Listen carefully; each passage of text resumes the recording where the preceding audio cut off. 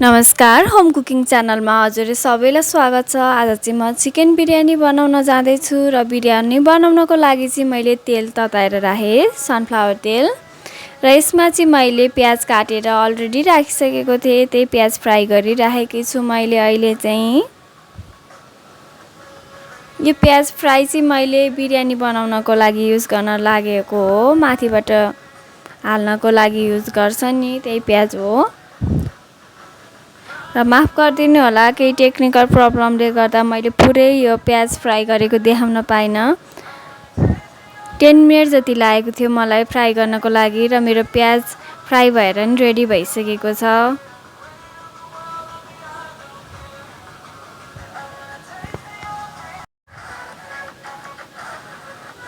र अब चाहिँ म चामललाई हाफ बोइल गर्न जाँदैछु। हाफ बोइल गर्नको लागि चाहिँ मैले बोइल्ड वाटर लिएको छु, हजुरले चिसो पनि युज गर्न सक्नुहुन्छ। र मैले चाहिँ लङ ग्रेन राइस लिएको छु, अगाडि नै आधी घन्टा अगाडि नै भिजाएर राखेको थिएँ मैले चाहिँ यो लङ ग्रेन चामललाई। र मलाई चाहिँ पुदिना लिभ्स एकदम मनपर्छ, पुदिनाको पात बास्ना आउँछ, त्यही भएर मैले चाहिँ पुदिनाको पात युज गरेको छु। सुकमेल, ल्वाङ हाल्नु होला। अनि मैले चाहिँ तेजपत्ताको युज गरेको छु, अनि घिउ,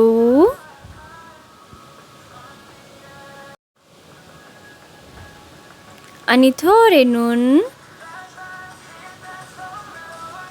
र यसलाई राम्ररी चलाउनु होला सबैलाई। यसलाई चाहिँ हामीले 10 मिनट दिनुपर्छ बोइल हुनको लागि, हाफ बोइल हुनको लागि। पुरै पाक्नु पर्दैन हाम्रो चामल चाहिँ, हजुरले याद गरिराख्नु होला।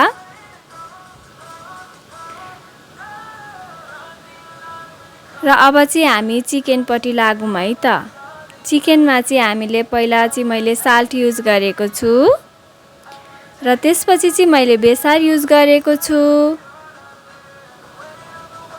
अनि चाहिँ मैले थोरै रेड चिल्ली पाउडर युज गरेको छु, यो चाहिँ कलरको लागि मात्र हो, धेरै पिरो हुँदैन। र जिन्जर र गार्लिकको पेस्ट पनि युज गरेको छु। र मैले चाहिँ यो प्लेन कर्ड लिएको छु, हजुरहरूले अर्को चाहिँ युज नगर्नु होला, भरिसकै प्लेन कर्ड नै युज गर्नु होला। र मैले चाहिँ क्युमिन पाउडर र धनियाको पाउडर युज गरेको छु। थोरै तेल पनि युज गरेको छु। 10 मिनट भइसकेको छ हाम्रो चामल चाहिँ बोइल भइसकेको। अब चाहिँ पानी निथारौँ है त।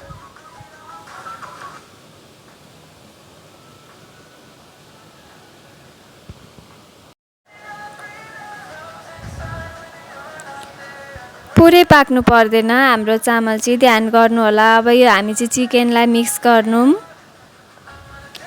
बिस्तारै मिक्स गर्नु होला सबैलाई, मसला राम्ररी सबैतिर पुगोस् भनेर। र केही बेरको लागि चाहिँ हामीले म्यारिनेट गर्नको लागि छोडिदिने, लगभग 10 मिनट। र आज चाहिँ हामी हाँडीमा बनाउन जाँदैछौँ बिरयानी।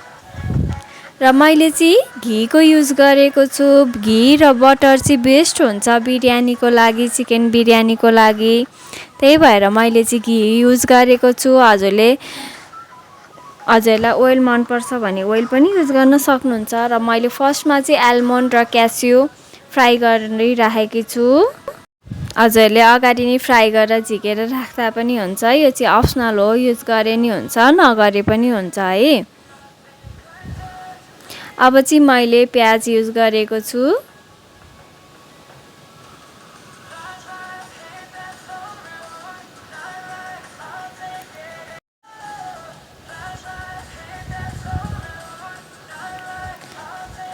सजिलो छ हाँडीमा बनाउनको लागि चाहिँ, तर ग्यास चाहिँ एकदम लो फ्लेममा राख्नु होला।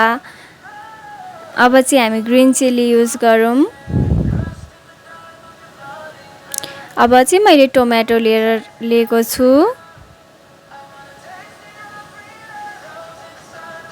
र थोरै बेसार,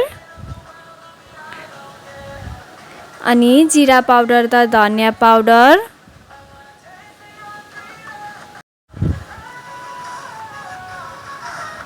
सबैलाई राम्ररी चलाउनु होला। म 1 बाइ 1 हजुरलाई टिप्स दिन्छु, नछुटाइ हेर्नु होला। साल्ट युज गर्नुहोस्, अघि मासुमा पनि थोरै साल्ट हालिसकेको छ, त्यही भएर मैले अहिले धेरै साल्ट हालिनँ अघिको अब गार्लिक र ओनियनको पेस्ट हालौँ हामी चाहिँ। अब चाहिँ मैले मिन्ट लिव्सको युज गरेको छु।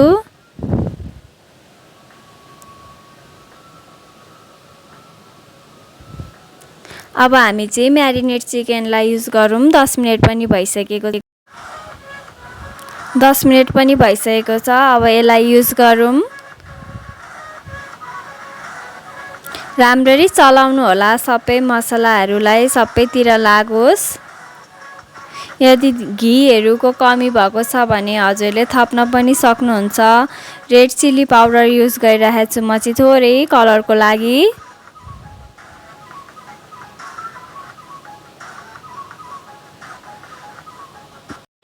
हाँडीको बिरयानी भन्ने बित्तिकै सबैको मुखमा पानी आउँछ। बनाउन पनि एकदमै सजिलो छ। हजुरले सजिलै घरमा बनाउन सक्नुहुन्छ। अब चाहिँ हामी half boiled long grain rice add गरौँ।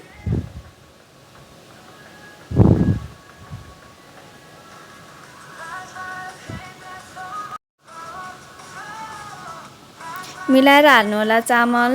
र मैले चाहिँ यो 2 भाग गर्न लागेको छु। मैले अघि फ्राइड गरेर राखेको ओनियन युज गरेँ माथिबाट र थोरै धनिया।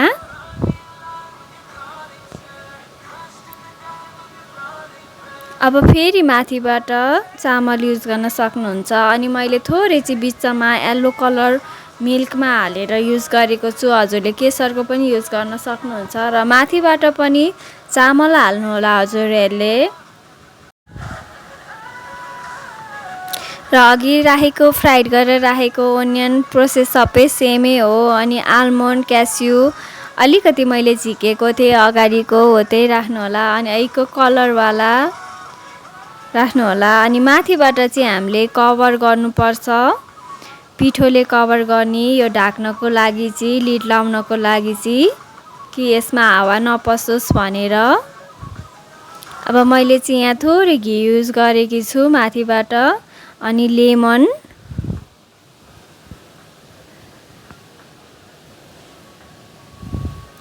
अब मजाले लिड लगाइदिनु होला 15 मिनेटको लागि।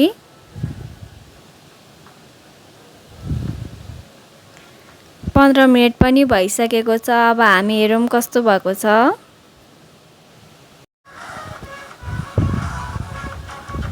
पाकिसकेको छ मजाले नै। अब चाहिँ म सर्भ गर्न लागिरहेको छु। हजुरलाई कस्तो लाग्छ? राम्रो छैन भने पनि प्रतिक्रिया दिनु होला। मन परेन भने डिसलाइक गर्नु होला। मन पर्यो भने लाइक गर्नु होला। हस्त धन्यवाद। यस्तै नयाँ भिडियो ल्याउने नै छु। Thank you.